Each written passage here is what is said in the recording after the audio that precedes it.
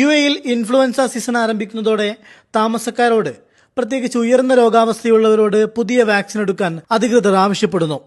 6 മാസമായ കുട്ടികൾ മുതൽ എല്ലാ താമസക്കാരും ഫ്ലൂ വാക്സിൻ എടുക്കണമെന്ന് അധികൃതർ നിർദ്ദേശിച്ചു. ആരോഗ്യ പ്രവർത്തകർ, ഗർഭിണികൾ, 5 വയസ്സിന് താഴെയുള്ള കുട്ടികൾ, മുതിർന്നവർ, സ്ഥിരരോഗാവസ്ഥയുള്ളവർ എന്നിവരെയാണ് മുൻഗണനാ പട്ടികയിൽ ഉൾപ്പെടുത്തിയിരിക്കുന്നത്. ഈ വർഷത്തെ വൈറസ് വകഭേദങ്ങൾ പ്രതിരോധിക്കാൻ അനുയോജ്യമായ വാക്സിൻ പുതുക്കിയിട്ടുണ്ട്. കുട്ടികളിൽ ഈ രോഗം കൂടുതലായി കണ്ടുവരുന്നുണ്ട്. കുട്ടികളിൽ സാധാരണ ഒരു കോൾഡ്, ജലദോഷം, ചുമ പോലെ വരാം. ചിലപ്പോൾ ഒരു വയറിളക്കോ ഛർദിയോ വരാം. സോ അത് വെരി ഡിഫിക്കൽട്ട് ടു ഐഡന്റിഫൈ.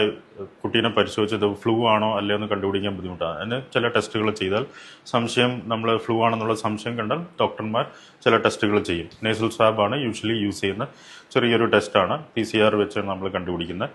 അത് ഇൻഫ്ലുവൻസ എ, ഇൻഫ്ലുവൻസ ബി നമ്മുടെ ശരീരത്തിൽ അതിൻ്റെ അണുബാധ ഉണ്ടോയെന്ന് മനസ്സിലാക്കാൻ സാധിക്കുന്നതാണ്. ഫ്ലൂ വാക്സിൻ എടുത്താൽ രോഗബാധ പൂർണ്ണമായി ഒഴിവാകില്ലെങ്കിലും രോഗത്തിന്റെ ഗുരുതര സ്വഭാവം കുറയ്ക്കാൻ സഹായിക്കുമെന്ന് ഡോക്ടർമാർ പറയുന്നു. വാക്സിനേഷൻ കൊണ്ട് നമുക്ക് ഇൻഫ്ലുവൻസ എന്ന് പറഞ്ഞ അസുഖത്തെ പൂർണ്ണമായും പ്രതിരോധിക്കാൻ സാധിക്കും. പക്ഷെ ഇൻഫ്ലുവൻസ വാക്സിൻ എടുത്താൽ അസുഖം വരില്ല എന്നല്ല പറയുന്നത്. വരാൻ സാധ്യതയുണ്ട്. പക്ഷെ അതൊരു സീരിയസ് ഇൽനെസ്സിലേക്കോ അല്ലെങ്കിൽ അതുകൊണ്ടുണ്ടാക്കുന്ന ഹോസ്പിറ്റൽ അഡ്മിഷൻ, ഡെത്ത് ഇതെല്ലാം പ്രിവെന്റ് ചെയ്യാനായിട്ട് സാധിക്കും.